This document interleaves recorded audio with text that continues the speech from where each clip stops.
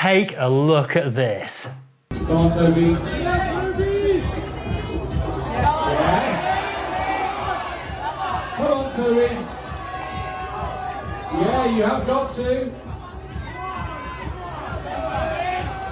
Come on, Toby.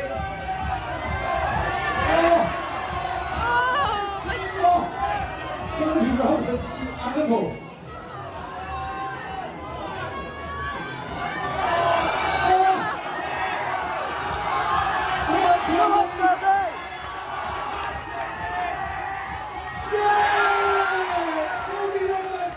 The Climbing Works International Festival, aka the Quiff, is renowned for setting quirky problems. And once in every so often, it sets something that is pure social media gold. This year, it's Toby Roberts on men's P4, which occurred within the Quiff final. It's hard to describe really what we're looking at here. It's probably not the best beta, but when you've got shoulder strength that bionic, who needs beta? The lock-off he did on the side pull undercut is particularly outrageous, as he just keeps pulling in and gaining ground despite his feet seemingly being on nothing.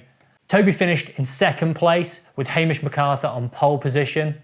And in the women's, Erin McNeice finished in first with Yenya Kazbekova in second and long-term Quiff follower Chloe Collier in third. Speaking of internet events, last week we'd mentioned Will Bosi's progress on the Burden of Dreams replica, mooting that he might be off to Finland sometime soon. This week our wishes were granted, and not only were they granted in him being out there, but also that he was live streaming each session. Within his first session alone, he managed to do all 5 moves in isolation within 30 minutes, starting at the top before trying the beginning. Within the first session alone, he did all 5 individual moves in under 30 minutes. On his subsequent attempts, he's been making more links and refining beta, and there's a lot of excitement surrounding whether or not he'll do it. Will's now reaching the point where he's coming close to doing it in 2 halves, similar to how he was on the replica, and the likes of Stefano Gazolfi think he's coming close. Each live stream has been viewed by thousands of people, including some of the great and good of climbing.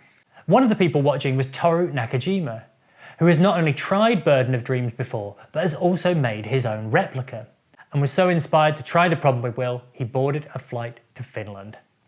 If you don't follow Will on social media already, it's worth doing so, both to track his progress and, we hope, see his send go within the coming days. Next up, Anna Hazelnutt has repeated Beat Kamelander's Prinzip Hoffnung in Austria. The route, graded depending on where you're from, French 8B+, British E9 10-ish, is a slab climbing test piece with bold and severely run out climbing. She's been attempting the line with Tom Randall, who took the fall from high up. He described the fall as taking so long that he thought the rope had snapped before it eventually caught him. Despite being relatively new to trad climbing, Anna's excelled within this slabby, bold style, most notably with her repeat of the Walk of Life, James Pearson's E9 down in the southwest coast of England.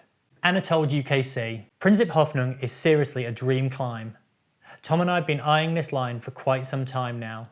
A perfect mix of crack and slab, although it was definitely more cracky than I anticipated. The run out itself is not so long, but falling at the end risks the last superlight breaking.